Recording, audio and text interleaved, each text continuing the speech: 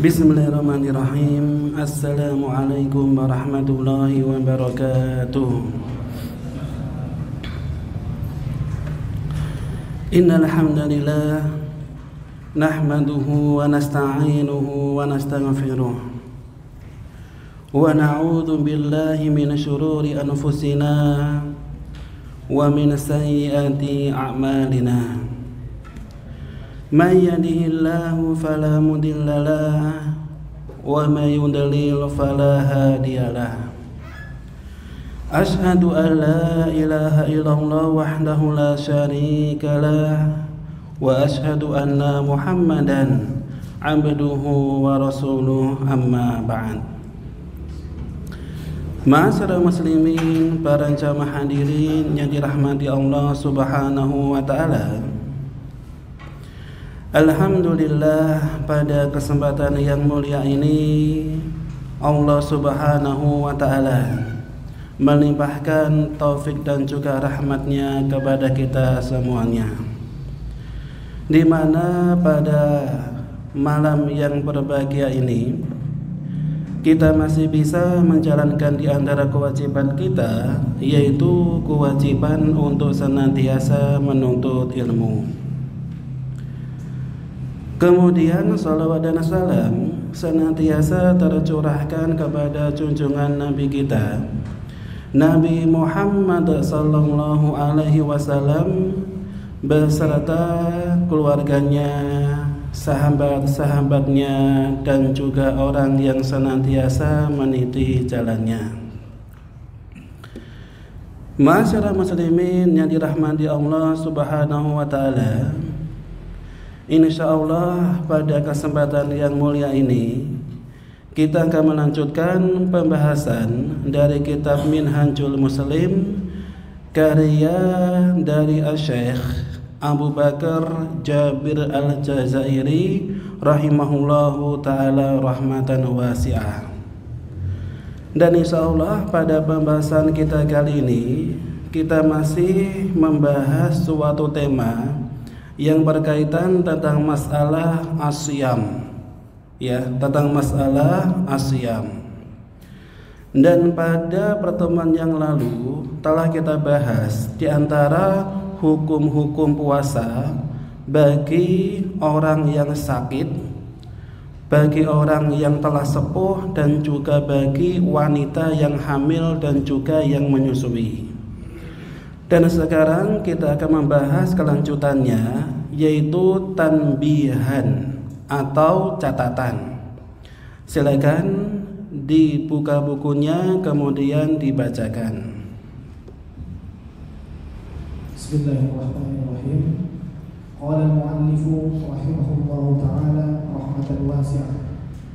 Catatan poin yang pertama, orang yang lalai dalam mengqadha puasanya tanpa uzur atau alasan yang dapat benar diterima syariat sampai masuk ke bulan Ramadan berikutnya, maka ia wajib memberi makan satu orang miskin untuk mengganti setiap satu hari puasa yang ditinggalkannya. Nah, cukup. Ma'asyiral muslimin yang dirahmati Allah Subhanahu wa taala. Sekarang kita masuk pembahasan tentang masalah orang yang mengakhirkan qada Ramadan sampai dia itu masuk ke Ramadan selanjutnya, ya. Contohnya dia pernah punya utang puasa Ramadan pada tahun kemarin, dan qadarullah ternyata setelah datang Ramadan tahun depannya dia belum sampai melunasi puasa Ramadannya. Maka di sini akan kita bahas sikap apa yang harus dia lakukan ketika dia mengakhirkan qada Ramadan sampai datang Ramadan setelahnya. Dikatakan oleh sang penyusun kitab rahimahullahu ta'ala rahmatan wasi'ah, man farrata fi qada'i Ramadan biduni udhrin hatta dakhala alaihi Ramadan akhar fa inna alaihi an yut'im makana kulli yaumin yaqdihi miskinan. yang maknanya adalah barang siapa yang lalai dari mengqadha puasa Ramadan tanpa ada uzur sampai dia memasuki Ramadan setelahnya, maka hendaknya dia memberikan makanan kepada fakir miskin sesuai dengan hari yang dia tinggalkan ketika Ramadan. Jadi ketika ada seseorang punya hutang puasa, maka syariat menganjurkan untuk langsung ditunaikan, ya, atau langsung dilunasi Ramadan yang belum dia itu puasa di dalamnya. Jangan sampai ditunda-tunda. Makanya jikalau ada orang yang memiliki hutang puasa dan sudah masuk bulan Syawal, maka hendaknya dia langsung melunasi hutang puasanya. Apa alasannya Alasannya adalah dijelaskan oleh Allah Subhanahu wa taala dalam Al-Qur'an surat Al-Mu'minun ayat 61. Allah menjelaskan, ulaika yusari'una fil khairati wa hum laha sabiqun. Itulah mereka yang bersegera untuk mendapatkan kebaikan-kebaikan, dan merekalah orang-orang yang segera memperolehnya. Maknanya apa, Maknanya adalah di antara ciri orang muslim itu adalah dia segera melakukan kebaikan. Jangan sampai dia itu menunda-nunda. Dikarenakan jikalau dia itu menunda-nunda kebaikan, bisa jadi setan akan menghalanginya untuk berbuat kebaikan, sehingga dia luput dari kebaikan tersebut. Sehingga dianjurkan seseorang untuk bersegera dalam mendapatkan kebaikan. Ini diantara cirinya orang muslim. Dan sebab yang kedua, biasanya jikalau kita punya hutang puasa ketika masuk Syawal, kita lebih mendahulukan puasa Syawal daripada Ramadan. Kira-kira ini pemahaman yang benar atau kurang tepat, Benar atau kurang tepat kira-kira? Nah, maka jawabannya itu kurang tepat. Kenapa Hukum melunasi puasa Ramadan itu sunnah atau wajib? Wajib. Sedangkan hukum puasa Syawal itu sunnah atau wajib? Sunnah. Sehingga jika antara sunnah dan wajib itu saling bertolak belakang, maka kita dahulukan yang wajib dahulu, baru kita melakukan yang sunnah, ya. Dan diantara syarat seseorang mendapatkan pahala puasa Syawal, yaitu puasa yang dilakukan pada bulan Syawal, pahalanya adalah seperti pahala setahun penuh, ya, seperti pahala berpuasa selama setahun penuh. Para ulama menjelaskan syaratnya itu adalah jikalau dia telah berpuasa Ramadan terlebih dahulu. Kenapa Karena Nabi SAW menjelaskan dalam hadisnya, man shoma ramadhana, barang siapa yang berpuasa Ramadan, thumma atba'ahu sittan min Syawal, kemudian dia melanjutkannya dengan berpuasa 6 hari di bulan Syawal, kana kasiyamid dahri, maka pahalanya seperti dia berpuasa setahun penuh. Dan dalam lafaz ini dikatakan thumma atba'ahu, menggunakan kalimat thumma, yaitu kemudian, atba'ahu mengikutinya.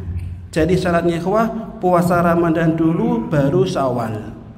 Sehingga jika ada seseorang masih punya utang puasa Ramadan, jikalau kita ingin mendapatkan pahala puasa Syawal, hendaknya lebih didahulukan puasa Ramadan, baru puasa Syawalnya. Ini diantara anjuran syariat untuk bersegera berbuat kebaikan. Kemudian bagaimana hukuman bagi orang yang terbiasa nunda-nunda ibadah? Contohnya seperti tadi kasusnya, ada seorang yang dia itu punya utang puasa Ramadan tahun kemarin. Qadarullah ketika dia punya utang nggak langsung dia lunasi, nggak langsung disahur sampai datang Ramadan setelahnya. Maka hukumnya di sini dia apa sebagai seorang mukmin? Kira-kira? Nah, jikalau dia nunda-nunda puasanya karena ada udzur yang syar'i, maka dia dibolehkan untuk mengqadha'nya walaupun telah datang Ramadan setelahnya. Ini jikalau ada udzur syar'i. Seperti contohnya ketika Ramadan kemarin dia punya utang puasa selama 6 hari. Qadarullah habis Ramadan dia sakit, dan sakitnya mungkin selama 1 tahun. Ataupun setelah Ramadan qadarullah dia itu hamil, atau dia itu mungkin menyusui sampai dia itu nggak mampu berpuasa, sehingga datang Ramadan setelahnya. Maka hukum baginya tetap dia wajib untuk mengqadha puasa Ramadan yang telah dia tinggalkan. Ini jikalau ada udzur yang syar'i karena sakit, karena sakit. Akan tetapi jikalau tidak ada udzur syar'i, contohnya dia nunda-nunda ngelunasi puasa, mungkin karena dia malas, ataupun memang sengaja nunda-nunda puasa, maka dikatakan oleh para ulama, diantaranya fatwa Syekh bin Baz rahimahullah, yang pertama adalah dia wajib untuk bertaubat, wajib untuk bertaubat. Ini yang pertama. Yang kedua setelah dia bertaubat wajib baginya untuk mengqadha puasa yang dia telah tinggalkan. Contohnya, ketika dulu dia pernah punya utang puasa selama 6 hari, maka kewajibannya dia wajib untuk melunasi puasa selama 6 hari. Ini yang kedua, wajib mengqadha. Kemudian yang ketiga, di antara para ulama menambahkan, di antara pendapatnya dari para ulama, di antaranya dari pendapatnya penyusun buku ini, dan juga pendapat dari sahabat seperti Ibnu Umar, Ibnu Abbas, dan juga Abu Hurairah radhiyallahu anhu. Setelah dia mengqadha, maka wajib baginya untuk membayar fidyah atau kafaroh, gara-gara dia telah melalaikan ibadah puasa Ramadan sampai masuk Ramadan setelahnya.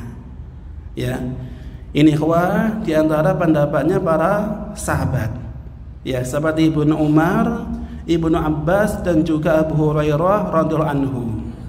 Sehingga jikalau dia pernah punya hutang puasa 6 hari, kemudian dia telah memasuki Ramadan setelahnya, maka wajib dia mengqadha puasa 6 hari plus membayar fidyah atau kafarah.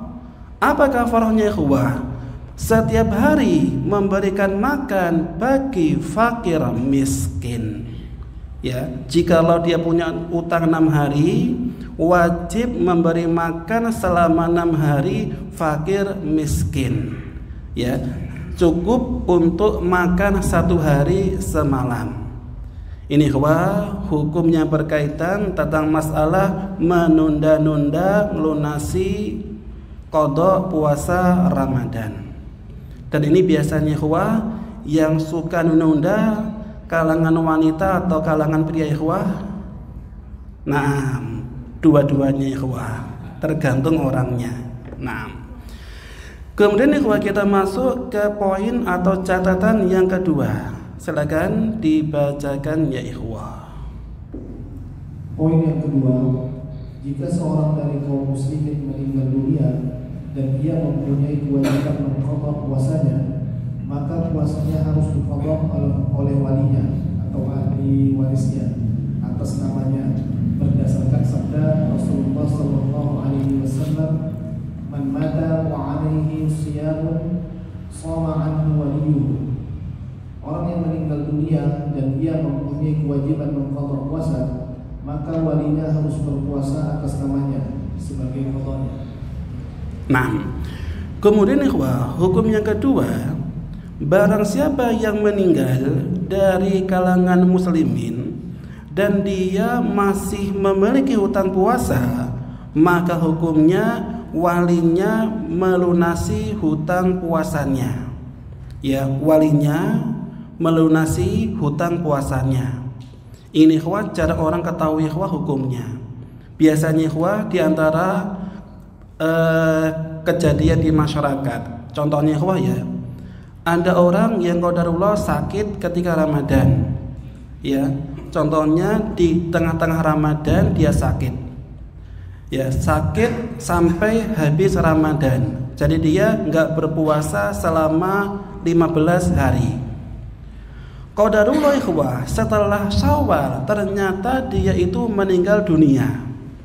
Dia masih punya utang puasa 15 hari dan dia belum sempat melunasi puasanya. Ternyata qadarullah dia wafat lebih awal. Kira-kira yang biasa antum lakukan jikalau ada orang mendapati ada orang meninggal tapi masih punya utang puasa, antum apa yang antum lakukan kira-kira biasa yang antum lakukan ketika ada orang meninggal dan masih punya utang puasa? Biasanya orang-orang membayar fidyah, ya kan, fidyah. Padahal syariat menjelaskan bahwasanya yang namanya fidyah itu dibayarkan jikalau termasuk 2 golongan. Siapa 2 golongan ini? Yang pertama itu adalah orang yang sakit dan dia kemungkinan kecil bisa sembuh, maka boleh nggak berpuasa dan harus membayar fidyah. Ya, orang sakit dan kemungkinan kecil dia sembuh atau persentasenya itu lebih kemungkinan besar dia nggak sembuh. Contohnya penyakit yang parah seperti apa mungkin stroke yang sudah mungkin parah. Jikalau kemungkinan dia nggak sembuh dan jikalau dia dipaksakan puasa bisa membahayakan, maka hukumnya dia boleh tidak berpuasa dan harus membayar fidyah. Ini kelompok yang pertama. Dan kelompok yang kedua siapa orang yang sepuh, orang yang sudah lanjut dan tidak mampu untuk berpuasa. Maka hukumnya orang yang sudah sepuh tidak wajib puasa, boleh berbuka, namun wajib baginya untuk membayar fidyah. Ini 2 kelompok orang yang boleh nggak berpuasa dan wajib membayar fidyah. Tapi jika ada kasus seperti contohnya ada orang yang ketika awal Ramadan dia sehat, tiba-tiba di pertengahan Ramadan dia itu sakit sampai akhir Ramadan tetap sakit, dan qadarullah ketika Syawal meninggal, maka hukumnya ketika masih punya utang puasa, maka utang puasanya harus dilunasi. Ya, harus dilunasi. Ya, walaupun orangnya sudah meninggal. Apa landasannya, ikhwah? Landasannya adalah ada suatu riwayat yang diriwayatkan oleh Imam Tirmidzi. Ada seseorang yang datang menemui Nabi sallallahu alaihi wasallam dan berkata, "Ya Rasulullah, inna ummi matat wa alaihi saumu syahrin." Wahai Rasulullah, sesungguhnya ibuku telah meninggal dan beliau masih punya utang puasa 1 bulan. Afa aqdihi anha? Apakah aku harus melunasi puasanya? Maka Nabi mengatakan, "Na'am, iya, lunasi puasanya." Fadainullahi ahaqqu an yuqda. Karena hutang kepada Allah wajib untuk dilunasi. Ini ikhwah. Jadi kalau ada orang meninggal masih punya utang puasa, wajib untuk dilunasi puasanya. Dan bagaimana ikhwah melunasi puasanya? Maka di sini ikhwah dijelaskan oleh para ulama. Cara melunasinya itu adalah jikalau sang mayit masih punya utang puasa, maka utang puasanya ini dibebankan kepada ahli warisnya atau kepada anak-anaknya. Ya, dibebankan kepada ahli warisnya atau kepada anak-anaknya.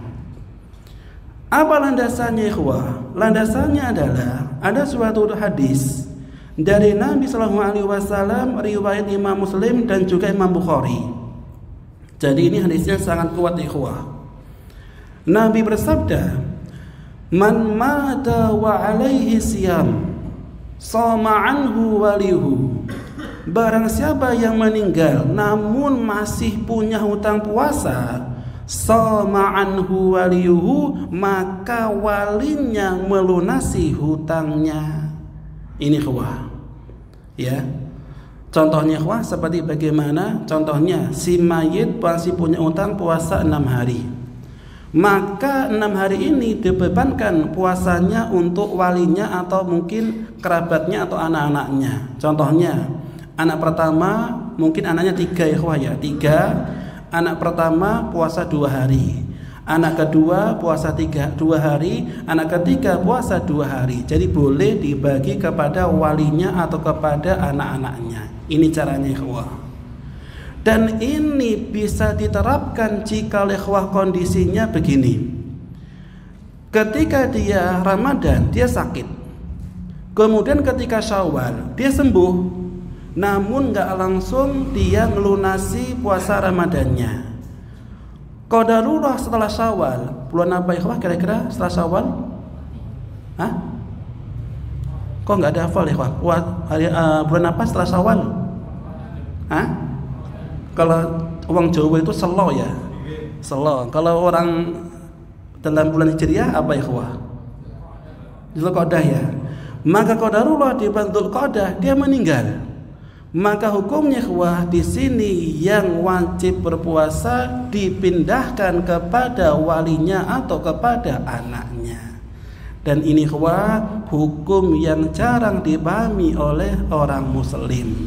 Biasanya kalau anaknya ikhwah langsung luwih penake apa? Bayar fidyah. Ya, luwih penake. Padahal dalam hadis ini ketika dia masih punya hutang puasa dan meninggal, maka yang menggantikan puasanya itu adalah walinya atau anaknya atau ahli warisnya. Ini ikhwah diantara 2 catatan penting tentang masalah berpuasa. Nah, kemudian ikhwah kita masuk ke materi selanjutnya, yaitu rukun-rukun puasa. Silakan dibaca. Materi ke-8, rukun-rukun puasa, sunnah-sunnahnya dan perkara-perkara yang makruh. A. Rukun-rukun puasa. Rukun-rukun puasa adalah sebagai berikut. Yang pertama, niat, yaitu kemantapan hati untuk berpuasa sebagai wujud ketaatan kepada perintah Allah Azza wa Jalla atau untuk mendekatkan diri kepadanya. Berdasarkan sabda Rasulullah sallallahu alaihi wasallam, "Innamal a'malu binniyat." Sesungguhnya seluruh amal perbuatan itu bergantung pada niatnya. Jika puasa yang akan dilaksanakannya adalah puasa wajib, maka niatnya wajib dilakukan pada malam hari sebelum terbit fajar. Ini berdasarkan sabda Rasulullah sallallahu alaihi wasallam, "Man lam yubayyiti shiyam minal laili fala shiyama lahu." Barang siapa yang tidak meniatkan puasa sejak malam harinya, maka tidak ada puasa baginya. Hadis ini ada dalam riwayat An-Nasa'i nomor 2334. Jika puasa itu adalah puasa sunnah, maka puasanya sah, walaupun niatnya dilakukan setelah terbitnya fajar dan matahari telah meninggi dengan syarat ia belum makan apapun. Ini berdasarkan pernyataan Aisyah radhiyallahu anha. Dakhala alayya Rasulullah sallallahu alaihi wasallam dzata yawmin faqala hal indakum syai'un? Faqulna la, qala fa inni sha'imun. Pada suatu hari Rasulullah sallallahu alaihi wasallam masuk ke dalam rumahku. Kemudian bertanya, "Apakah kalian mempunyai makanan?" Kami menjawab, "Tidak." Lalu Rasulullah sallallahu alaihi wasallam bersabda, "Jika demikian, maka aku berpuasa." Nah, kemudian ikhwah, dikatakan oleh sang penyusun kitab rahimahullahu taala, arkanus saum, rukun-rukun puasa. Di sini ada beberapa ikhwah. Yang pertama itu adalah harus disertai dengan niat, ya. Dan makna niat dikatakan oleh beliau azmul qalbi ala saumi, kemantapan hati untuk berpuasa, imtithalan li amrillahi azza wajal, dalam rangka untuk menunaikan perintah Allah, au taqarruban ilaihi, atau untuk mendekatkan kepada Allah. Jadi ikhwah, puasa ikhwah itu harus diniati karena Allah. Jadi enggak boleh seseorang berpuasa tapi niatannya untuk mendapatkan dunia. Contohnya ikhwah, orang berpuasa naudzubillah niatannya ikhwah untuk diet biar tidak gemuk. Atau orang puasa ikhwah niatan itu apa ikhwah? Untuk biar ngirit pengeluaran. Sehingga jika ikhwah niatannya bukan karena Allah tapi karena untuk mendapatkan sebagian dunia, maka niatnya di sini termasuk niat yang batil. Dia tidak mendapatkan pahala puasa, yang dia dapatkan hanya haus dahaga. Dan disabdakan oleh Nabi sallallahu alaihi wasallam, "Innamal a'malu binniyat." Setiap amal perbuatan harus disertai dengan niat. Ya, jadi amal ibadah harus diniatkan ibadah untuk Allah. Dan untuk waktu niat puasa ikhwah, di sini para ulama menjelaskan, jika ikhwah puasanya itu adalah puasa yang wajib, fanniyatu tajibu bilailin qablal fajri, maka niatnya wajib dilakukan di malam harinya sebelum fajar. Ya, jadi kalau puasa wajib, contohnya Ramadan, besok Ramadan, maka waktu niatnya ikhwah itu adalah dilakukan di malam hari, ya, sebelum fajar. Contohnya habis maghrib, contohnya habis isya, itu boleh diniatkan puasa Ramadan untuk besok. Sampai kapan ikhwah? Sampai nanti sebelum fajar, ya. Dan jika ikhwah ada orang berpuasa Ramadan tapi di waktu malam harinya tidak ada niatan, maka puasa Ramadannya itu tidak sah. Ya. Jika ada puasa Ramadan, dia tidak ada niatan puasa, namun dia qadarullah ikhwah, ya. Begini contohnya. Di malam harinya dia enggak niat puasa Ramadan. Dia tidur. Qadarullah setelah habis subuh dia baru ingat, loh iya sekarang Ramadan. Maka jikalau dia niatkan habis subuh, maka puasa Ramadannya itu tidak sah. Karena puasa Ramadan puasa wajib dan niatannya harus dilakukan di waktu malam hari atau sebelum fajar. Apa landasannya ikhwah? Landasannya adalah sabda Nabi sallallahu alaihi wasallam, "Man lam yubayyit as-siyam minal laili fala siyama lahu." Barang siapa yang tidak berniat puasa di malam hari, maka tidak ada puasa untuknya. Jadi puasa kalau nggak ada niatan, puasanya tidak sah. Ini untuk puasa yang wajib seperti puasa Ramadan. Dan ketika niat ikhwah cukup dalam hati, ya cukup dalam hati. Dan ini harus dilakukan sebelum fajar. Contohnya ikhwah ya, kasus antum ketika habis maghrib atau habis isya sampai tidur, antum nggak ada niatan puasa Ramadan. Ternyata ikhwah antum di waktu sebelum fajar antum sahur. Ya antum sahur. Kira-kira ikhwah ini sudah niat atau belum ikhwah? Masa sudah ikhwah? Nah, maka ini ikhwah sudah termasuk niat. Kenapa? Karena sahur itu tandanya antum mau puasa ini ikhwah. Sehingga walaupun niatnya nggak dilafatkan, tapi dipraktekkan dengan cara antum makan sahur, maka itu ikhwah termasuk niat yang sudah mencukupi dan sah niatnya. Ini ikhwah khusus untuk puasa wajib. Wajib dia berniat di waktu malam hari sebelum fajar. Wa in kana naflan, namun jikalau puasa sunnah ini hukumnya ikhwah berbeda. Ya. Namun jikalau puasanya sunnah boleh niatnya dadakan.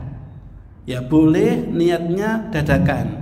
Enggak harus di waktu malam hari dan enggak harus di waktu sebelum fajar. Dia boleh niat dadakan. Walaupun ikhwah sudah masuk waktu pagi hari, seperti mungkin setelah subuh, itu boleh niat niat puasa sunnah. Bagaimana ikhwah contohnya? Contohnya seperti antum di malam hari nggak ada niat puasa sunnah, antum tidak makan sahur, habis subuh antum subuhan, kemudian sampai jam 6 antum belum makan ikhwah. Namun tiba-tiba antum ingat, loh iya ini kan hari Senin atau hari Kamis. Ya wes, ana tak niatkan untuk puasa Senin atau Kamis. Maka hukumnya ikhwah itu sah. Ya, jadi niat dadakan itu sah jikalau puasanya ikhwah itu puasa sunnah.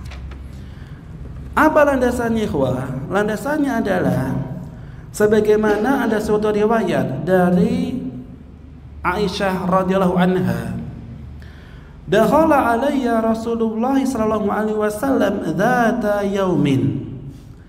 Nabi sallallahu alaihi wasallam pernah masuk ke rumahku pada suatu hari. Faqala hal 'indakum syai'? Wahai Aisyah, apakah kamu punya sesuatu makanan? Ya, apakah kamu punya sesuatu dari makanan? Qulna la. Kami mengatakan tidak ya Rasulullah, saya enggak punya makanan. Qala fa inni shaim, maka daripada itu aku puasa saja. Ini tandanya apa ikhwah? Kalau puasa sunnah hukumnya itu boleh diniatkan secara dadakan, walaupun di malam harinya tidak ada niatan untuk puasa sunnah. Nah, jadi ikhwah ini beda ya antara wajib sama sunnah, hukumnya berbeda-beda. Nah, yang kedua silakan dibaca. Poin yang kedua, imsak, yaitu menahan diri dari perkara-perkara yang membatalkan puasa seperti makan, minum, dan berhubungan seksual. Nah, yang kedua ikhwah, di antara rukun puasa adalah al-imsak, yaitu menahan. Dan maksudnya itu adalah al-kaffu 'anil muftirati min aklin wa syurbin wa jima'in.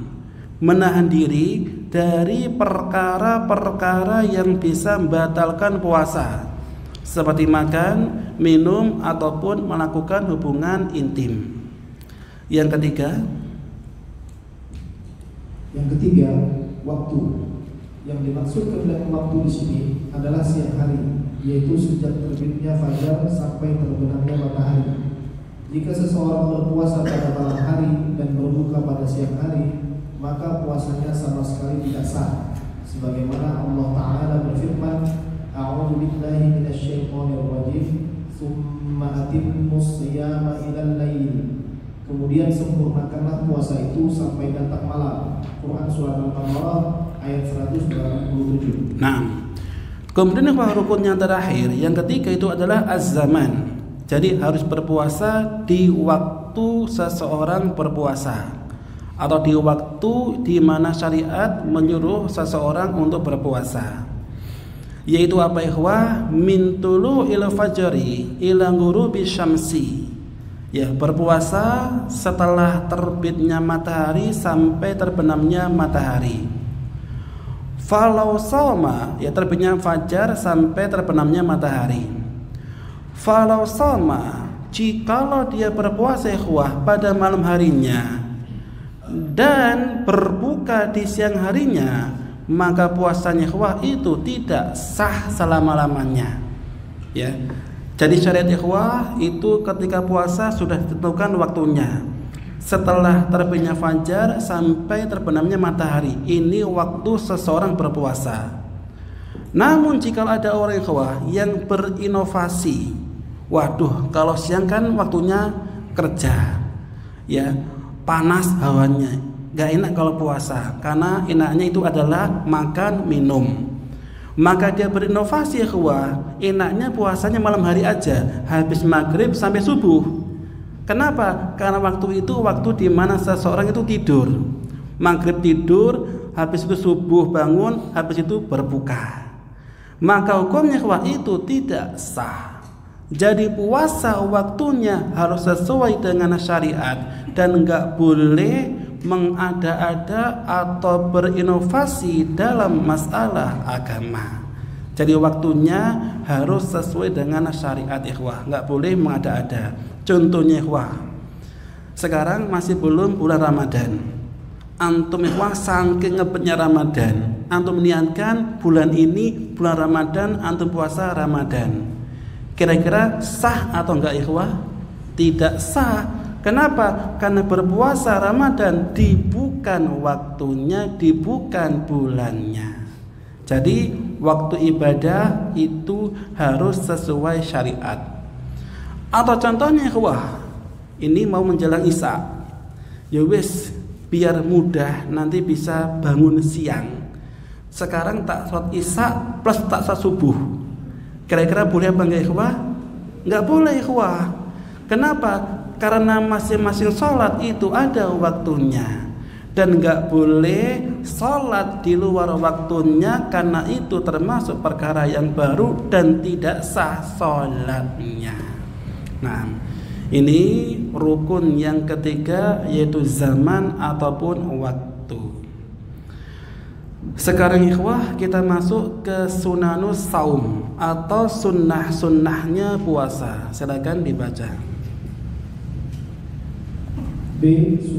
Sunnah-sunnah puasa. Perkara-perkara yang disunnahkan dalam puasa adalah: yang pertama, menyegerakan berbuka puasa atau takjil, yaitu segera berbuka puasa ketika waktu berbuka telah tiba pada saat matahari benar-benar telah terbenam. Sebagaimana sabda Rasulullah sallallahu alaihi wasallam, la yazalun nasu bi khairin ma ajjalul fitrah. Manusia senantiasa dalam kebaikan selama mereka menyegerakan berbuka puasa. Anas bin Malik radhiyallahu anhu juga berkata, anna Nabiy sallallahu alaihi wasallam lam yakun yusalli al-maghrib hatta yufṭara walau ala syarbati ma'in.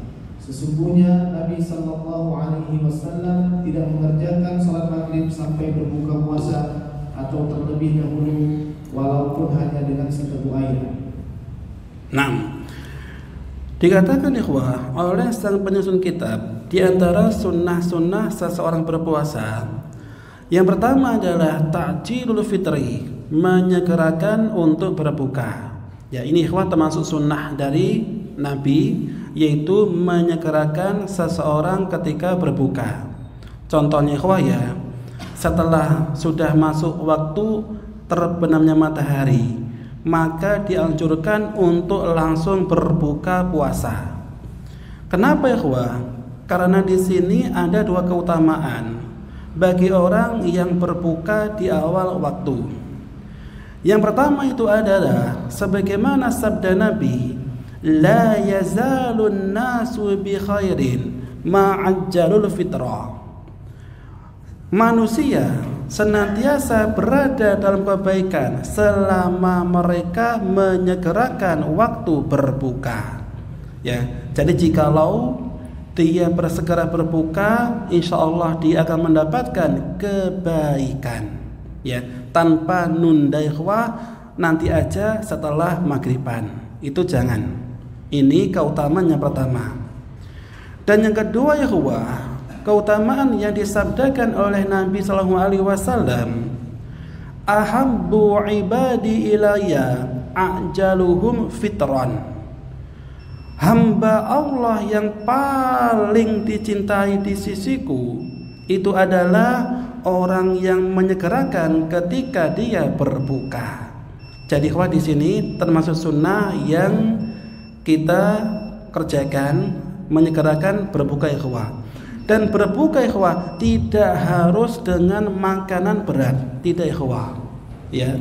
Sampai-sampai ikhwah Nabi memberikan wasiat, walau ala syurbati ma'in, walaupun hanya satu tegukan minum air putih, maka ini termasuk diantara berbuka. Jadi ikhwah, jikalau antum sudah mendapatkan waktu berbuka setelah terbenamnya matahari, antum hanya memiliki air putih, maka hendaknya dia meminum air putih tersebut. Tujuannya adalah agar mendapatkan kebaikan dan juga dicintai oleh Allah dan juga Rasulnya. Sekian ikhwah yang bisa kita sampaikan, mudah-mudahan bisa bermanfaat, dan kita tutup dengan doa kafaratul majelis. Subhanakallahumma wa bihamdika asyhadu an la ilaha illa anta astaghfiruka wa atubu ilaik. Wassalamualaikum warahmatullahi wabarakatuh.